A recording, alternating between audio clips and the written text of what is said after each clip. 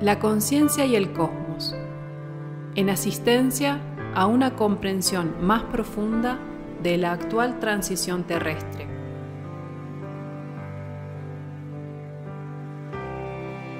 Un estímulo que acompaña al peregrino en su retorno hacia la morada cósmica.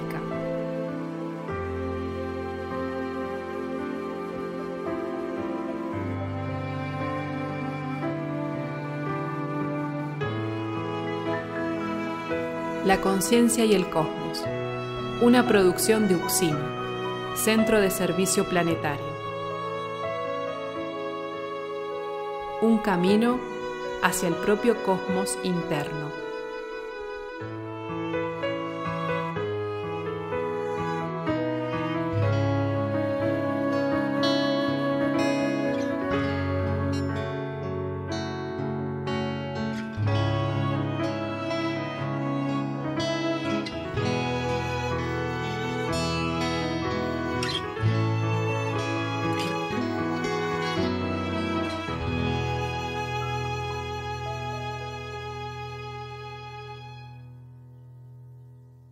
Bienvenidos a La Conciencia y el Cosmos, un camino hacia el propio cosmos interno, una producción de Uxin, Centro de Servicio Planetario. Conducen y operan este programa Nakeyurak y Guamaitlán.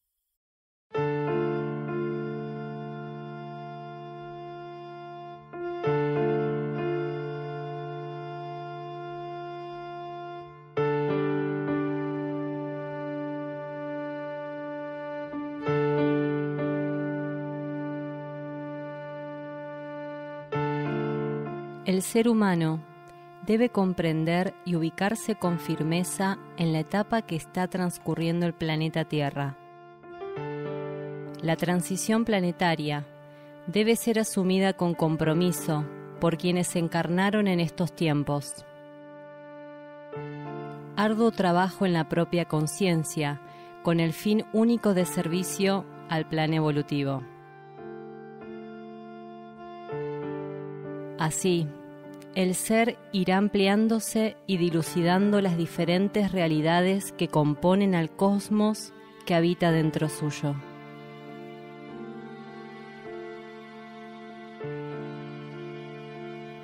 Una cantidad impensable de conciencias de diferentes grados evolutivos coexisten más allá de la materia, resguardando la vida en todas sus formas y asistiéndonos, así como a los diferentes reinos que se expresan en el planeta, para avanzar en el camino de la evolución.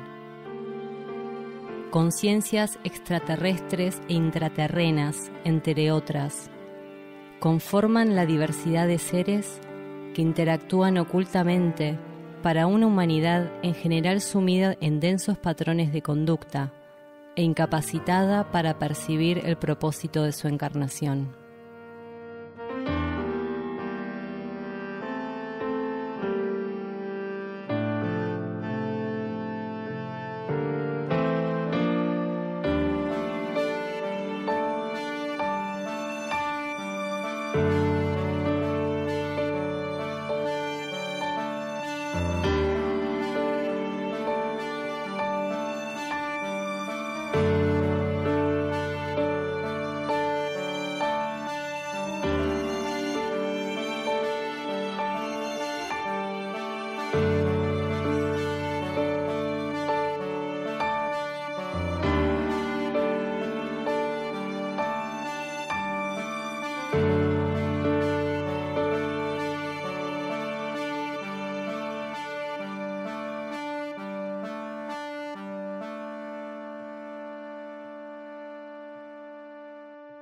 Le damos la bienvenida a un nuevo programa de La Conciencia y el Cosmos.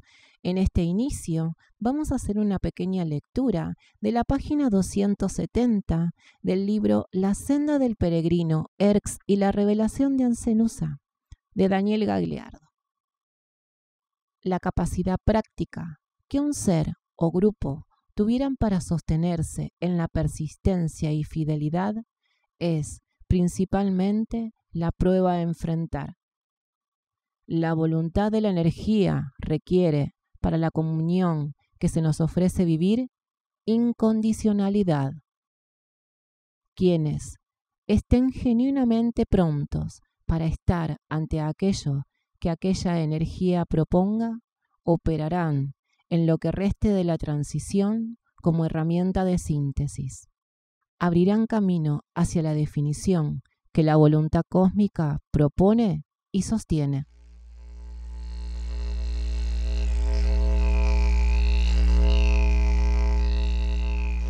Durante este programa vamos a escuchar como cortina musical a Nikashnok y Umaniwak interpretando su obra, Caminar en sintonía con la tarea.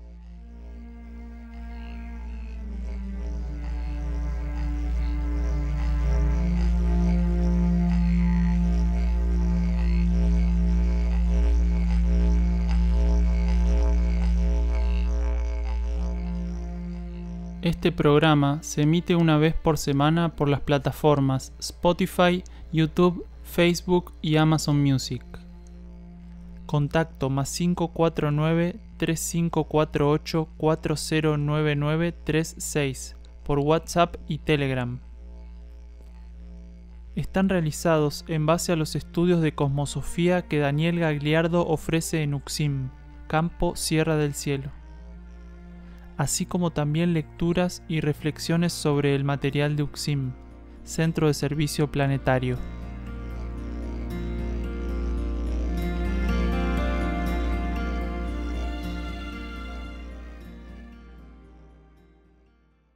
Vamos a leer del capítulo 5, titulado La óptica interior, página 45, del libro de Daniel Gagliardo, La senda del peregrino Erx y la revelación de Ancenusa. Urauma irradiaba, Urauma armonizaba. Su presencia, desapercibida en el plano concreto por la mayoría del grupo, otorgaba un bálsamo de luz celestial al conjunto. Nuestro hermetismo trabajo en relación a esta elevada conciencia formaba parte de una labor de corte instructivo. El mantener silencio acerca de su existencia, presencia y actividad nos había sido solicitado por vía interna.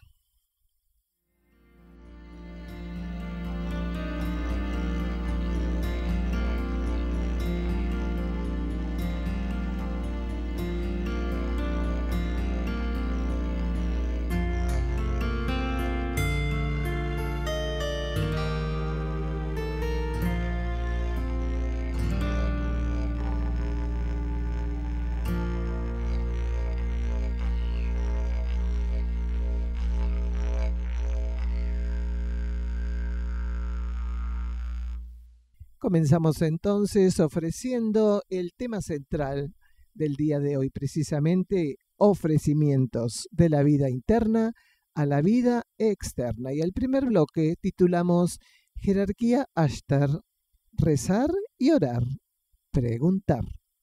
Una persona pregunta si Ashtar Asgram es de la jerarquía Ashtar y si está relacionada con la instrucción y con Erx. Luego preguntan si rezar el Padre Nuestro es lo que Gagliardo precisamente dice, y luego preguntan si rezar el Padre Nuestro es lo que Gagliardo significa cuando habla de orar. Escuchamos entonces jerarquía Ashtar, rezar y orar, preguntar.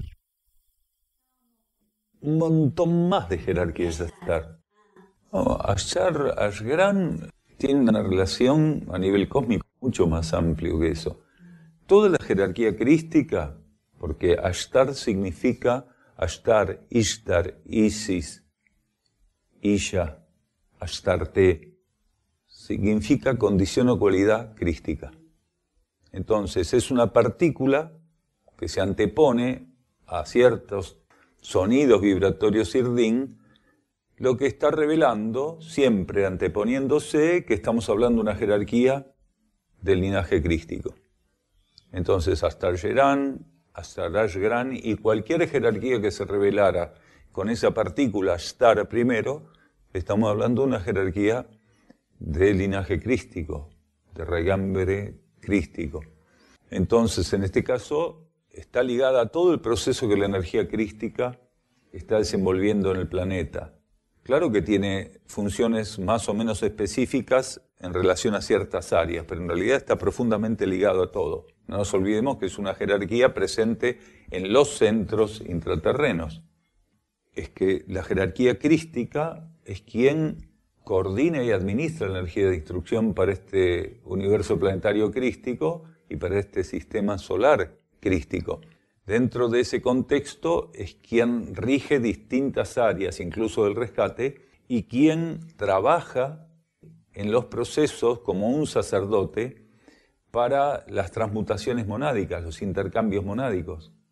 O sea, Ashtar Ashgram es quien trabaja todas las ceremonias. No hay una mónada que sea transmutada en este sistema planetario donde no cuente con la presencia y la conducción ceremonial de Ashtar Ashgram.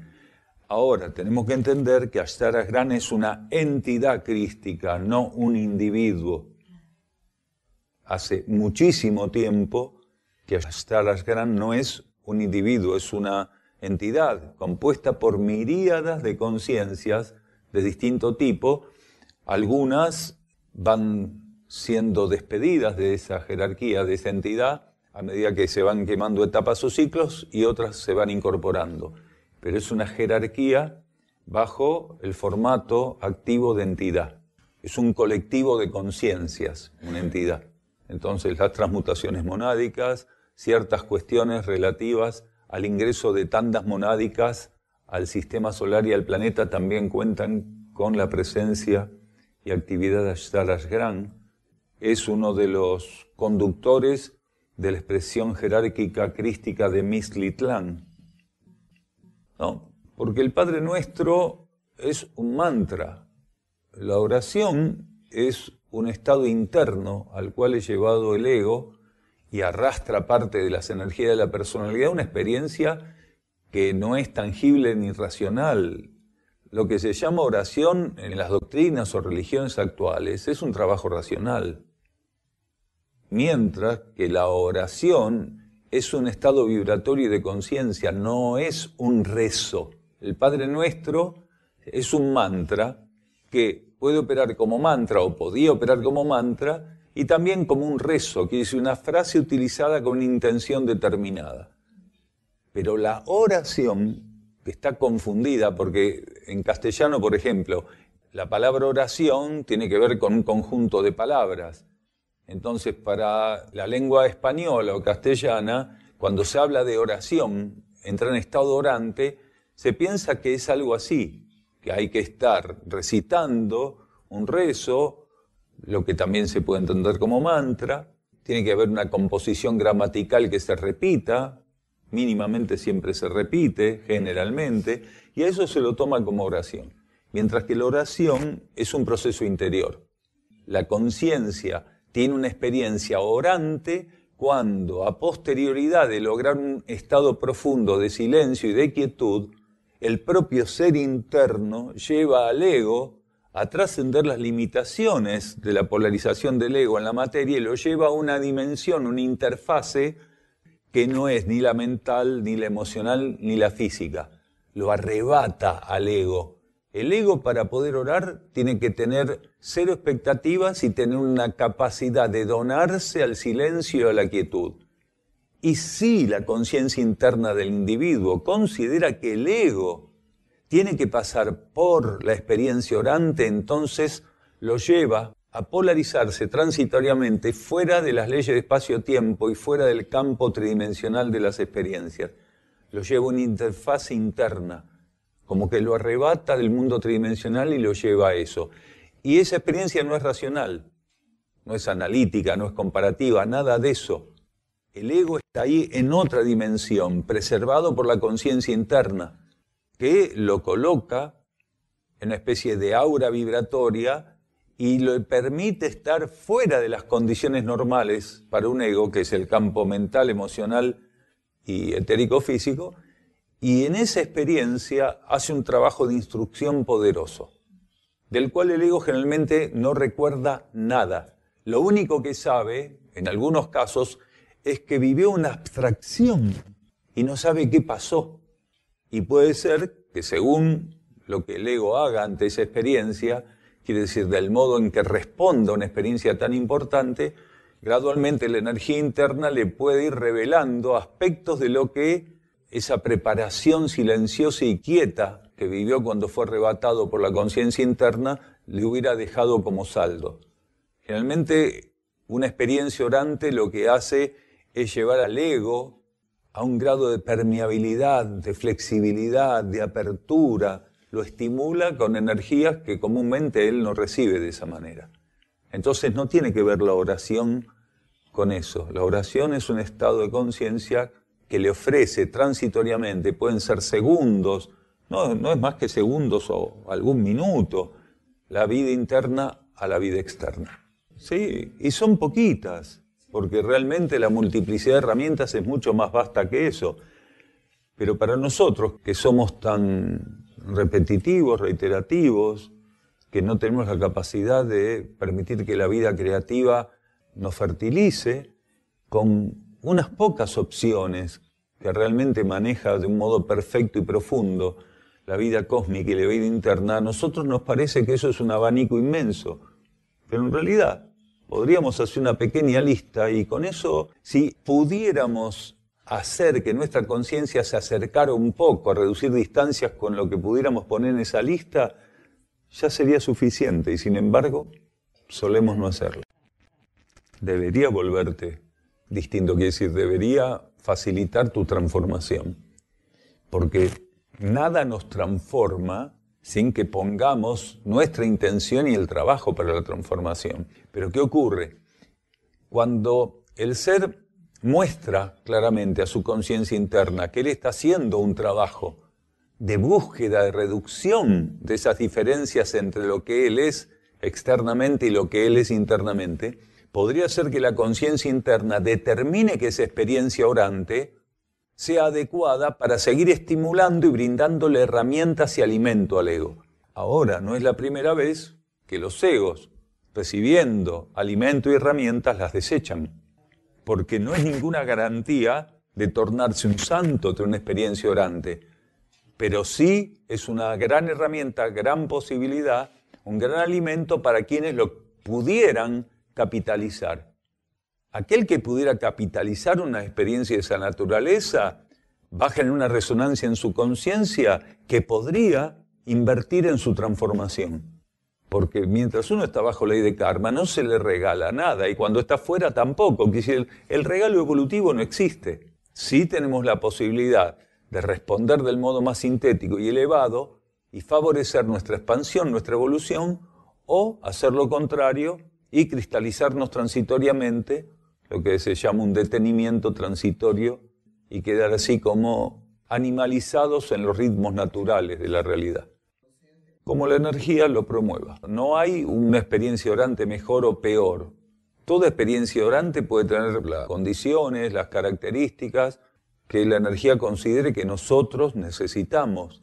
Porque lo que la energía nos brinda a cada uno de nosotros, en caso de que nos brindara una experiencia orante, no va a tener las mismas condiciones.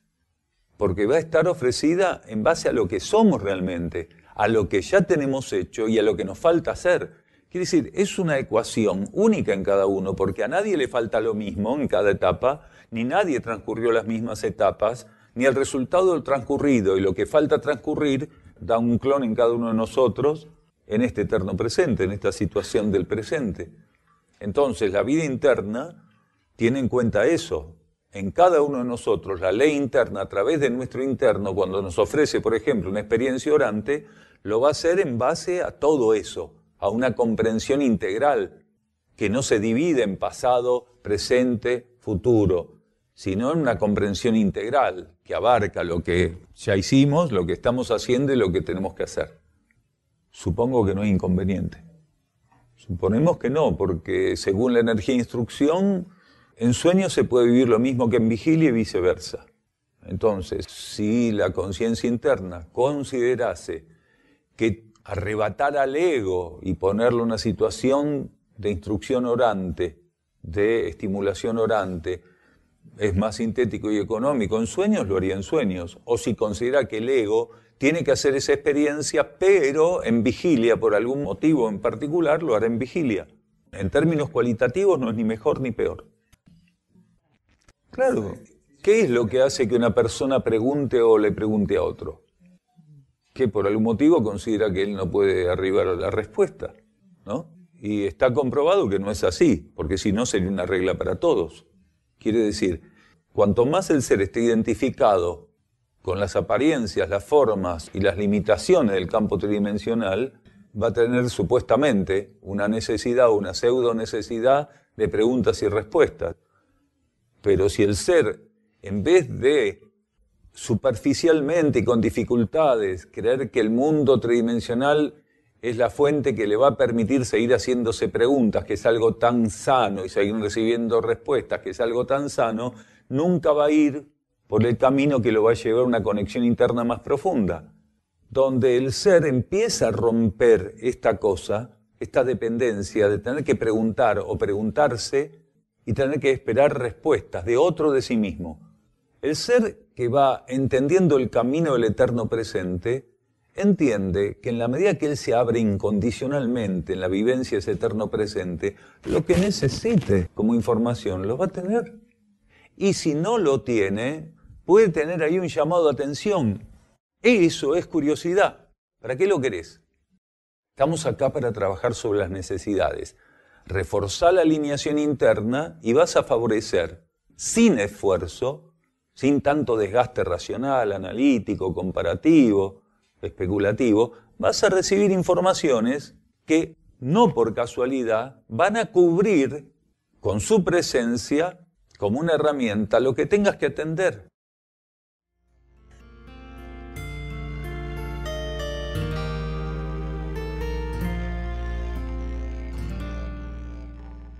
Continuamos la lectura del capítulo 5, La óptica interior, del libro La senda del peregrino, Erx y la revelación de Ancenusa, de Daniel Gagliardo. El término práctico o práctica era insistentemente impulsado por vía interna. Nos habíamos reunido con un grupo para estudiar. Una de las personas, quien transcurría una estadía en el centro, sirvió con su pregunta para que abordáramos un aspecto interno de la realidad. ¿Qué significa ver o actuar desde la óptica interna? Lo que la energía plasmaba en nuestra mente como respuesta era contundente. Ver y actuar desde la óptica interna era asumir un ofrecimiento práctico de aplicación de la verdad. Al asumir el camino hacia su propio centro, el ser estrecha distancias con la propia verdad interna. Una vez avanzado ese vínculo, la absorción en aquella verdad se torna consecuencia inevitable y liberadora. Aquella libertad debe llevarse al campo de la práctica, por lo cual el ser avanza hacia los trazos del mundo formal de un modo opuesto al de su antiguo estado de conciencia. Coloca su atención en la forma de un modo inédito para él, lo que podría definirse como la práctica de aquella verdad interior, la experimentación de ese nuevo estado de liberación vivenciado en sincronía con su interno, la comprobación de esa energía, su ley y aplicación por parte de la conciencia externa del ser. Vamos a un silencio bajo formato musical. Escuchamos a Nikashnok interpretando su obra, La Hermandad.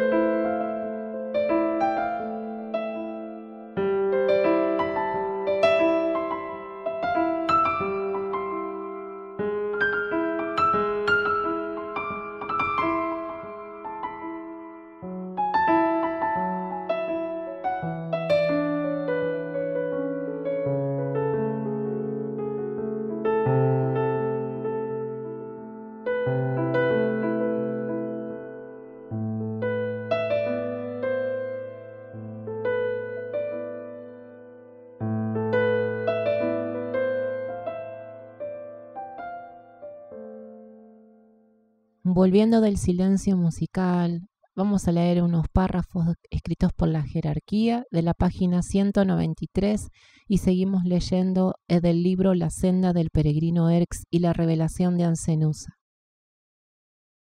Todo lo que hagáis, manifestando de modo estable sintonía, lo realizáis junto a nosotros.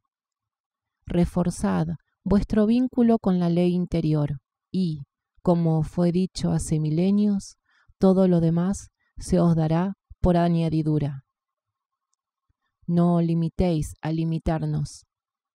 Está en vuestras manos la reorientación de los vínculos con el mundo interno.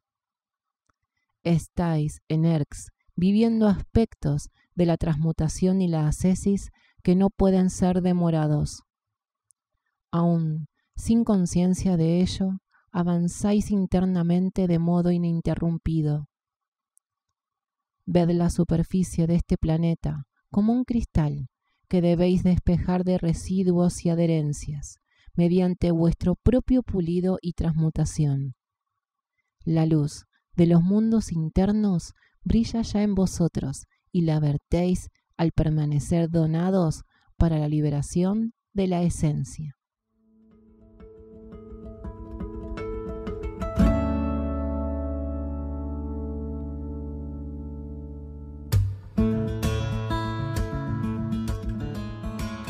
Los padrinos y madrinas del Centro de Rescate Animal Sierra del Cielo son pilares fundamentales para que podamos continuar nuestra tarea.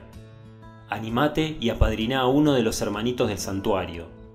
Elegí a quién querés apadrinar. Mandanos un mensaje privado por Instagram o Facebook. ¿Qué es ser padrino o madrina? Consiste en hacer una donación mensual. El monto lo determinás vos, según tus posibilidades. Tu colaboración es su liberación.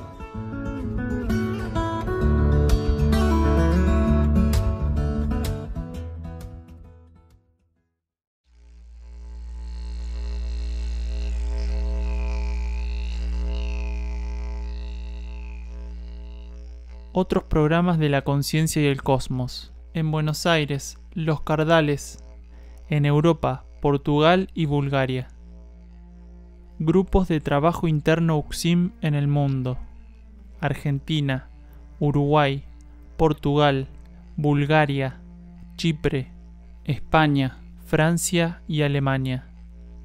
www.ucsim.org.ar. Podés encontrarnos en Facebook como La Conciencia y el Cosmos y UCSIM Centro de Servicio Planetario. En Instagram, @La Conciencia y el Cosmos, @UCSIM Cosmosofía, @Daniel_D_UCSIM. En YouTube, UCSIM Cosmosofía y La Conciencia y el Cosmos. En Twitter, @UCSIM Cosmosofía.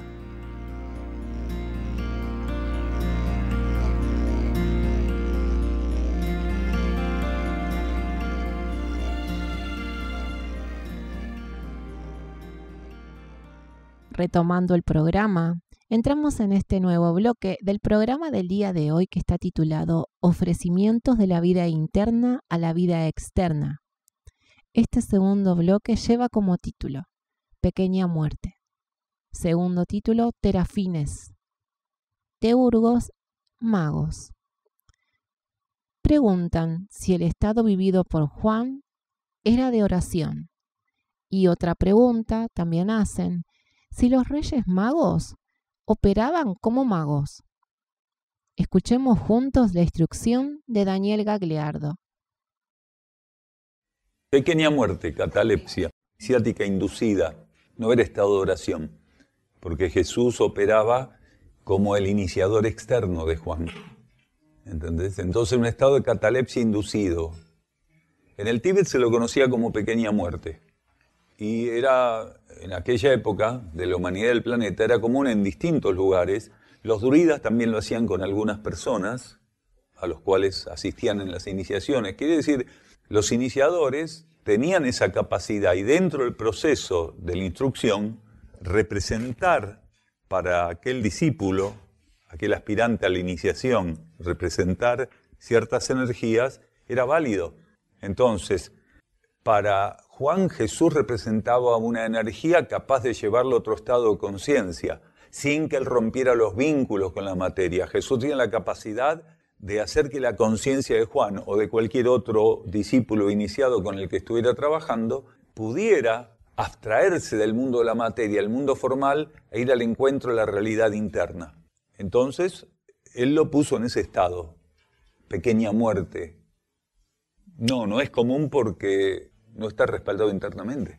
Exacto, siempre fueron internas. Lo que ocurre es que el iniciador, con la percepción intuitiva de que al colocar al discípulo en ese estado inducido, estaba generando un sincronismo con el proceso de iniciación interna que estaba viviendo la mónada y el alma, entonces generaba como una especie de espejo, como arriba abajo debe ser.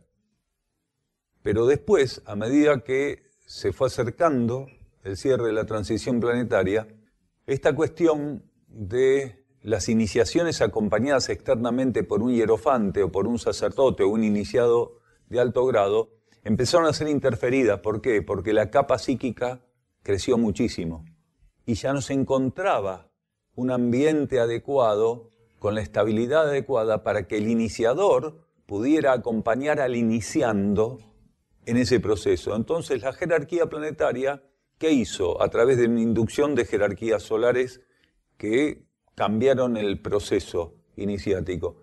Pasaron todos los niveles internos. Entonces se fue habilitando una gama de estímulos que hacía que si el ego y la personalidad estaban receptivos del proceso iniciático interno, iban a buscar estar más atentos y abiertos a la influencia interna que iba a ofrecerle al ego y la personalidad la vivencia de la iniciación que en el nivel interno se estuviera dando. Ya no era ayudar al ego en el nivel externo a comprender que su interno estaba pasando por una iniciación.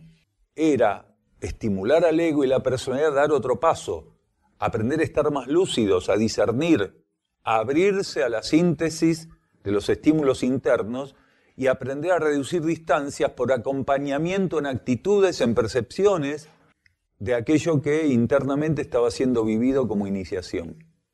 Exactamente, la mónada es asistida por jerarquías y la mónada, en esa asistencia jerárquica iniciática, asiste a la iniciación del alma en un movimiento sincrónico con lo que hacen las jerarquías del grupo al cual pertenece esa alma.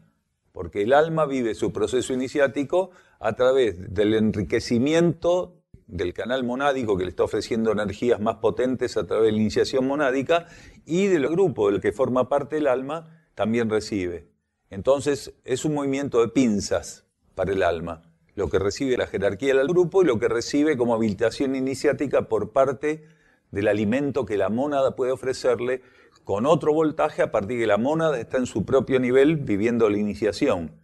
Entonces primero se da el nivel monádico, después decanta en el nivel del alma. No es que un terafín se coloque en una persona. Cualquier elemento puede llegar a tener condición terafínica si las jerarquías consideran que tiene las características para asistir a una necesidad.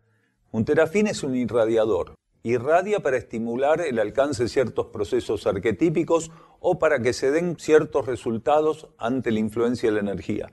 Entonces, desde un vaso con agua, una casa, una piedra, una estatua o un ser pueden ser terafines potenciales, nada más que no puede tornarse un ser terafín por propia voluntad.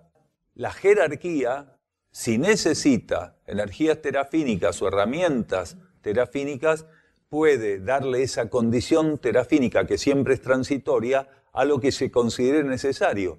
No es lo más común que una persona sea un terafín, pero no es excluyente.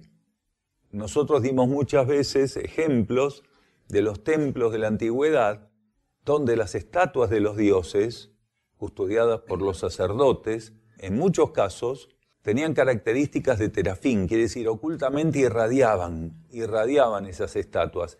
Y de hecho, los seres en aquella época podían tener experiencias místicas de cierto calibre a través de la irradiación que esas estatuas que estaban cargadas ocultamente por la jerarquía como terafines podían ofrecer. Incluso había seres, los teurgos por ejemplo, podían ser herramientas intermediarias para sobrecargar o recargar un elemento con condición de terafín.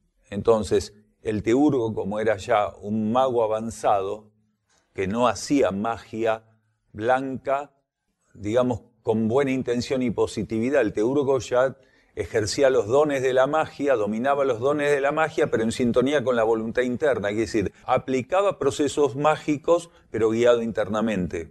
Por eso el nombre teurgia significa obra de Dios, la obra de la voluntad interna, la obra de la voluntad divina. Entonces, un teurgo de ciertas condiciones podía cargar, por ejemplo, un talismán, los llamados talismanes. Si internamente el teurgo recibía indicación de cargar un elemento, tornarlo un talismán de alto voltaje, quiere decir de energía superior, el teurgo lo podía hacer. O al momento de estar, por ejemplo, en un lugar, el teurgo podía irradiar él mismo como un terafín, si internamente estaba siendo utilizado o habilitado para eso. Las estatuas de Esculapio en los templos de Cura de Grecia eran terafines, la mayoría eran terafines. Entonces los seres iban, dormían en el templo cuando estaban con alguna dolencia, dolencia de todo tipo, psíquica o física o psicofísica, y a veces se despertaban de una regla fija, porque no existe la regla fija en ese sentido, despertaban con un nuevo estado de conciencia o simplemente la dolencia había desaparecido, la molestia había desaparecido y despertaban con una claridad que antes no tenían en algunos casos. Y un teurgo domina todo, porque el alquimista es simplemente un químico que maneja la química por percepción intuitiva de leyes que no son las objetivas, de leyes ocultas, pues las leyes manifiestas, las leyes activas, kármicas y de la tridimensión no podrían conducir la alquimia, no podrían favorecer la alquimia, permitirla. La alquimia es conducida por leyes ocultas.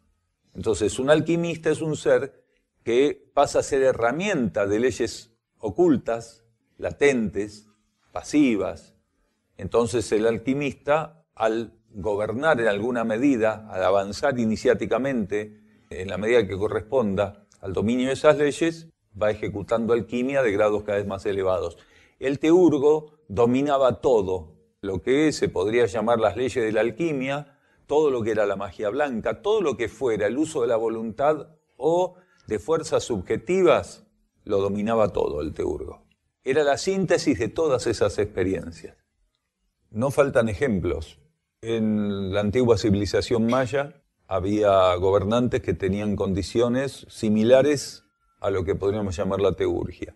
En Egipto, en Caldea, en Persia, el pueblo subordinado a los persas, que antes había sido cabeza de la región y después quedó subordinado, que eran los magos, el pueblo de los magos, también tenía entre ellos algunos teurgos, y muchos de esos teurgos después llegaban prácticamente a ser gobernantes, el gobernante que no se veía.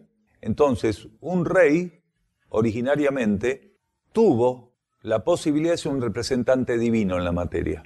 Pero, como en todas las facetas de la actividad humana, los reyes también cayeron en el egoísmo y cayeron en todo lo demás. Por eso dicen que las primeras dinastías egipcias contaban con los dioses encarnados, que es decir, eran conciencias de un alto nivel evolutivo, conciencias que realmente tenían mónadas muy evolucionadas, que estaban ligadas como miembros activos de la jerarquía. Entonces muchos reyes que gobernaron el antiguo Egipto y otros lugares eran realmente seres que tenían contacto con la jerarquía, que formaban parte de la jerarquía. Por eso se los consideraba, desde el punto de vista actual, miembros activos de la jerarquía. Después la mayoría de los reyes gradualmente pasaron a ser simplemente miembros inactivos de la jerarquía. ¿Por qué? Porque las mónadas siempre tienen una participación jerárquica, pero no siempre la mónada, que en su propio nivel tiene participación jerárquica, puede tornar activo por reflejo al ego y la personalidad alineados y cumpliendo con la voluntad jerárquica o monádica. Entonces esos son reyes que no eran activos. como miembros de la jerarquía. El rey Arturo era un ser de alta evolución que trabajaba con otros seres de alta evolución para lo que era en ese momento la humanidad del planeta. Arturo era un ser que tenía capacidades de clarividencia, era un ser que por momentos funcionaba intuitivamente, y muchos de aquellos de quienes se rodeaba tenían esas mismas características. De hecho, la relación de Arturo con el llamado mago Merlín, que en realidad el nombre Merlín es una deformación, porque era Merli, ese mago Merli era un alto iniciado, era un druida de alta iniciación que precisamente había sido reconocido por Arturo como una herramienta evolutiva y lo mantenía franqueado en la corte, quiere decir, Merli tenía capacidades de actuar en la corte con una influencia enorme. Del mismo modo que Alcuino, aquel famoso monje, tenía una influencia directa en Carlomagno. Carlomagno no fue lo que fue, sino fue porque Alcuino estaba con él. Entonces, esa relación de los reyes con personajes que estando en segundo plano le daban una condición, una característica, alimentaban la conciencia de los reyes una relación interna muy particular. Eran teurgos. Lo que pasa es que la teurgia en cada etapa tuvo condiciones diferentes. No es lo mismo un teurgo del siglo I después de Cristo, los neoplatónicos, claro, como Jámblico y otros, que los teurgos de cada etapa, porque cualquier función en términos de conciencia tiene que ver con las necesidades de la humanidad y del planeta según los ciclos de etapas. Eran teurgos, claro que sí. Venían de Medio Oriente, de la profundidad de Medio Oriente, del extremo de la región asiánica. Eran magos, ¿por qué? Porque vivían en la zona de la Persia. Era ese pueblo subordinado al imperio persa que se los conocía como magos. Algunos decían la región de Magoncia también.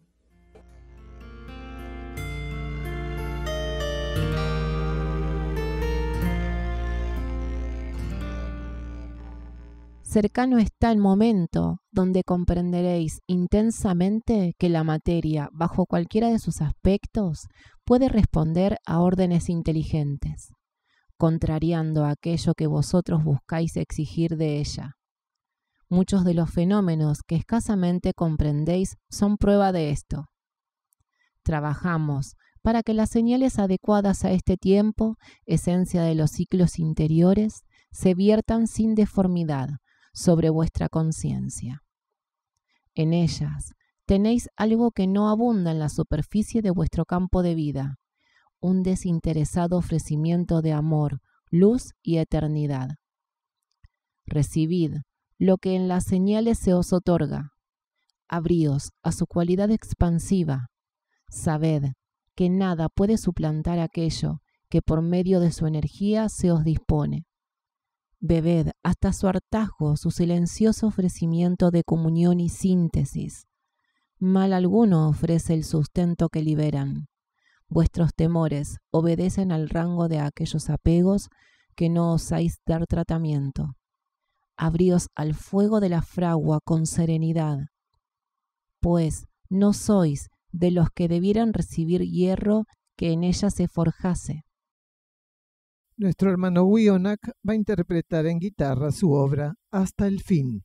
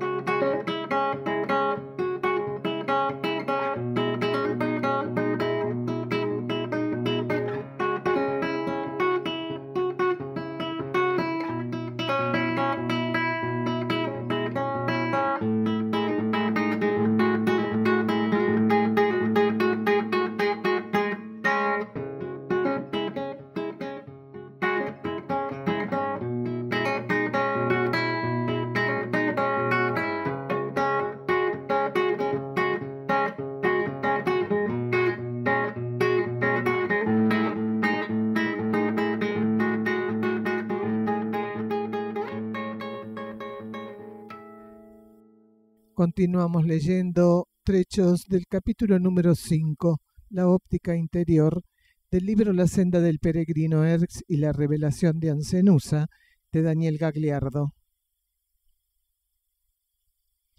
Cuando expandido por la energía circulante y sobre el remanente de aquella experiencia propia de su encuentro con lo internamente genuino, la óptica interna es vivida como la observación de la realidad allende su antigua frontera, lo interno y lo externo, componiendo una sola expresión de verdad.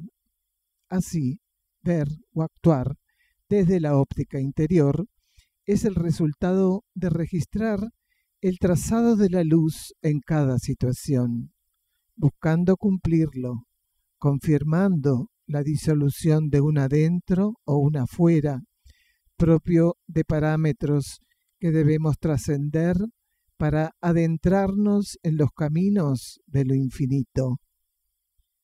Bajo ley de sintonía, podríamos entender todo lo referente a esta y otras trascendentales cuestiones si sostenemos el tratamiento del mundo custodiando nuestra sintonía con aquello que abrazamos por medio de nuestra capacidad y experiencia introspectiva, la aplicación práctica de la verdad por medio de quien nos la otorga y ofrece podrá ser efectivizada, lo que puede definirse de un modo simple como permitir que nuestra conciencia interior atienda la realidad y la vitalice.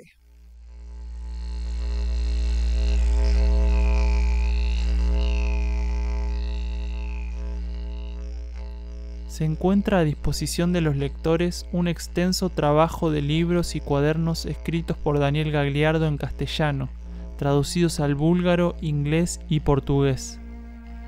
Los títulos son Mensajeros del Fuego, Alimentación evolutiva, cooperación entre reinos mediante la ingesta de alimentos,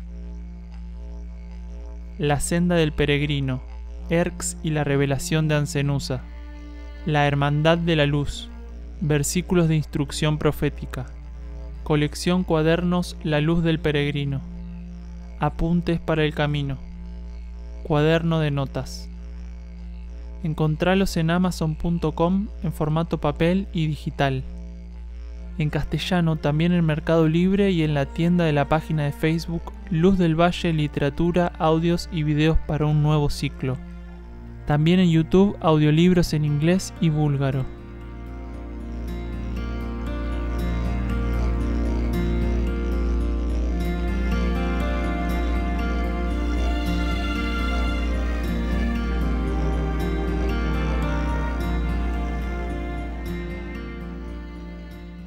Último de los bloques de este programa y que titulamos La Madre Teresa.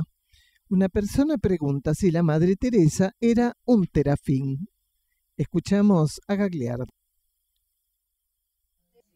La Madre Teresa recibió, manifestándolo o no, pero recibió mucha presión de la Iglesia. Muchísima presión de la Iglesia.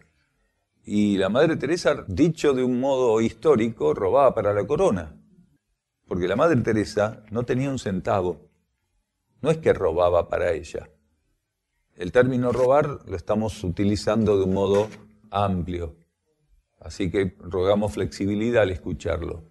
Quiere decir, la Madre Teresa, como cualquier clérigo, sacerdote o miembro de la jerarquía de la Iglesia Católica que recibe mucho dinero, tiene que dar al Vaticano. Entonces, ¿cuál fue el principal problema de la Madre Teresa? Que la capitalizó la Iglesia, no tuvo el coraje de ser ella, sino con un hábito puesto. Porque por lo demás, sus intenciones eran elevadas. Aquello que ella sentía que tenía que hacer por las personas, por los enfermos, era genuino, no era una farsa. De hecho, la jerarquía trabajó bastante a través de ella, asistiendo a procesos purificatorios en aquel lugar. Entonces, es cierto que recibía grandes sumas de dinero. Y también es cierto que pasaba para la Iglesia. Pero hay un punto, por eso decimos que en las versiones hay una de cal y una de arena.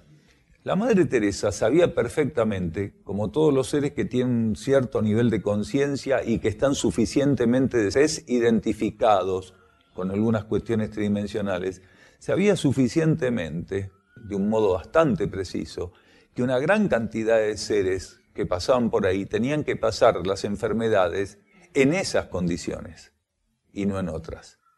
Sabía perfectamente, aunque no lo manifestara porque estaba por fuera del tema o de la cuestión doctrinaria tener ese tipo de conceptos o de aplicarlos, que kármicamente toda esa región del planeta era utilizada para una gran purificación, para ciertas mónadas, para ciertas conciencias, que tenían un débito grande a nivel evolutivo, que habían pasado por una cantidad de encarnaciones, adeudando bastante en el cierre de cada encarnación. Lo mismo en África, y lo mismo en otros lugares, lo mismo en Sudamérica. Quiere decir, hay lugares específicos donde hay núcleos de congestión de débitos kármicos.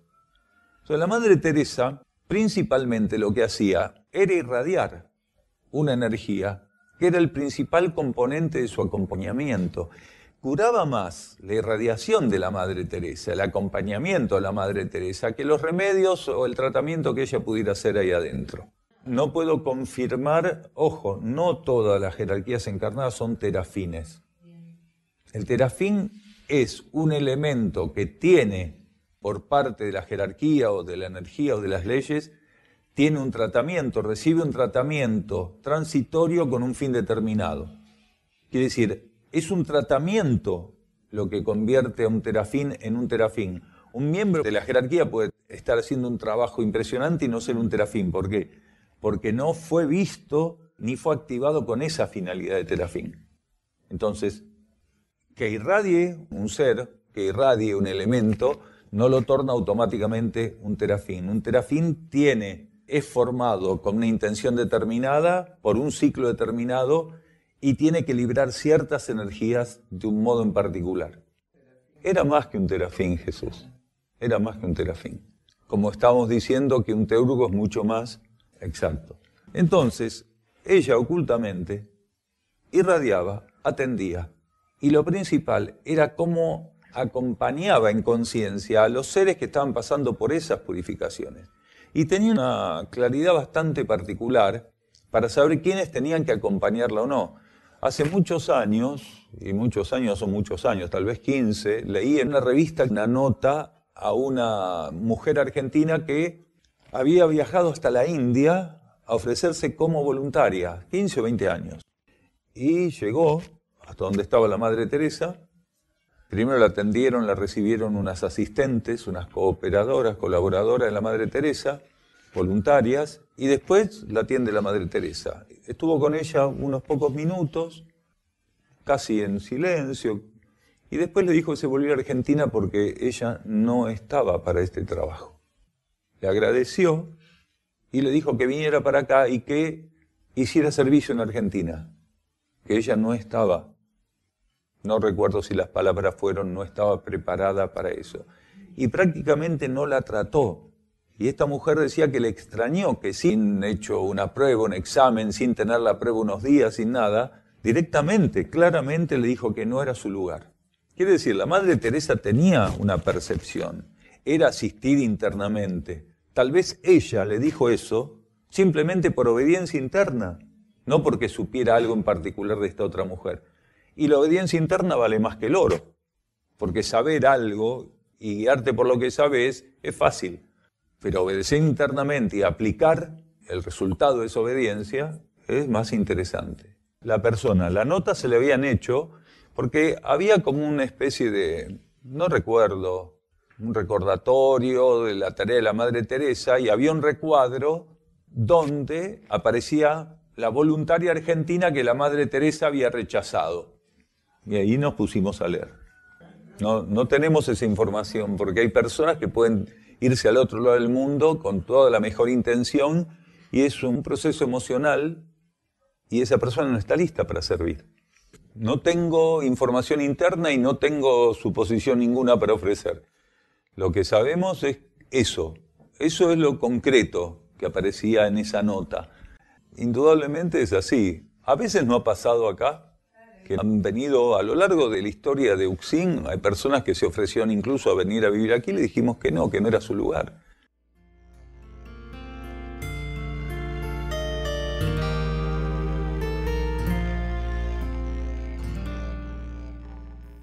Continuamos la lectura del capítulo 5, La óptica interior, del libro La senda del peregrino, Erx y la revelación de Ancenusa, de Daniel Gagliardo.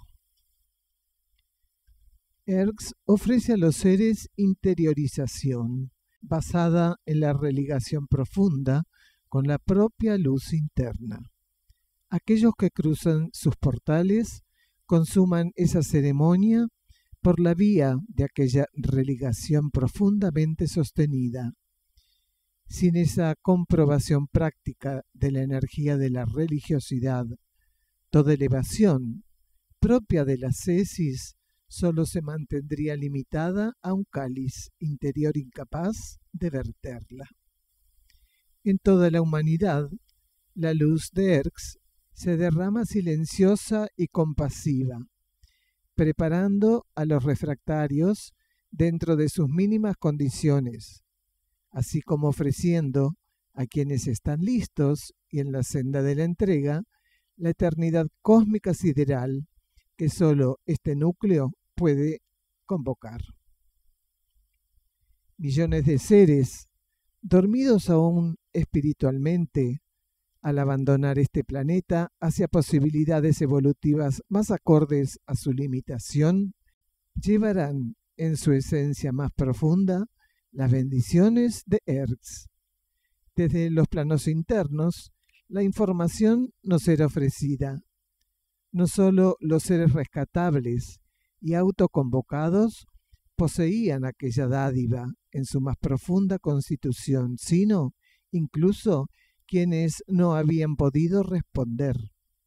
La diferencia entre una y otra manifestación generada por ese divino aporte es la combinación de energías surgida a consecuencia de las disimilitudes de ambos patrones vibratorios. En un ser rescatable, la energía de Erx potencializa un principio de luz que se encuentra ya suficientemente liberado y sirviendo al planeta, constituido en vehículo de aquella mónada.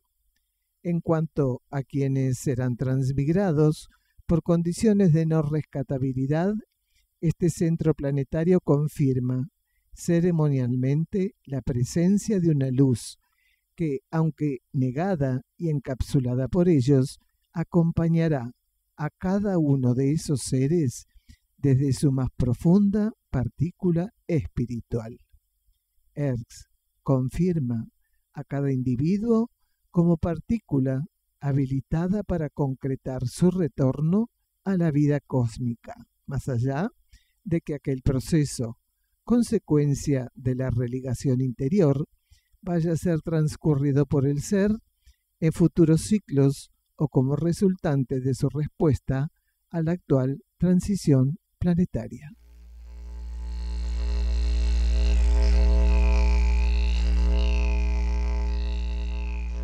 El Centro Uxim Sierra del Cielo se puede visitar para participar de encuentros con Daniel Gagliardo y también realizar estadías compartiendo la actividad diaria con los que allí moran. Se encuentra enclavado en las sierras de Córdoba, paraje Quebrada de Luna, camino a Ongamira, a 16 kilómetros de Capilla del Monte. Los encuentros con Daniel Gagliardo se realizan los miércoles a las 16:15 horas y los sábados a las 16 horas. El ingreso al campo en ambos días de 15 a 15:30 horas. La entrada es libre y gratuita. Únicamente los sábados hay servicio vehicular gratuito desde la Plaza San Martín de Capilla del Monte, sobre la calle Hipólito Yrigoyen. En estos encuentros, distintas temáticas son tratadas profundizando este nuevo conocimiento filosófico espiritual. Para estadías, solicitar reservas con la mayor anticipación. Contacto +549 3548 564874 por WhatsApp y Telegram o al correo uxim@uxim.org.ar. Las estadías, como todas las actividades que ofrece UXIM, son libres y sin cobro de aranceles, incluyendo alimentos y hospedaje.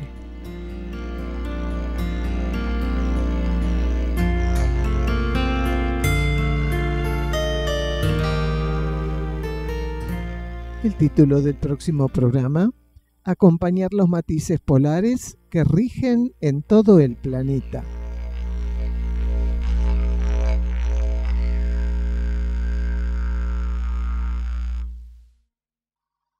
Y para cerrar este programa, vamos a la reflexión del día de hoy.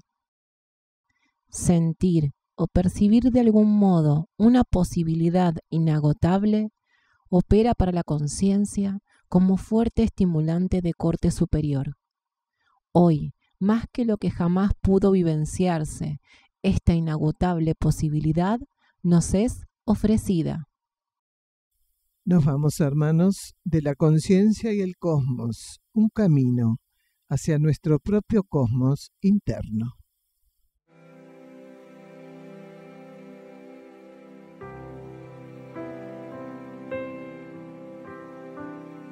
La conciencia y el cosmos, en asistencia a una comprensión más profunda de la actual transición terrestre.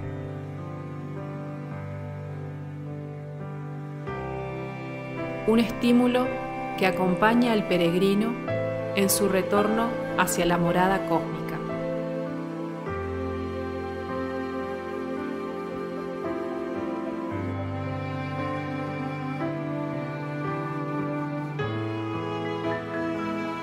La conciencia y el cosmos, una producción de UXIM, Centro de Servicio Planetario.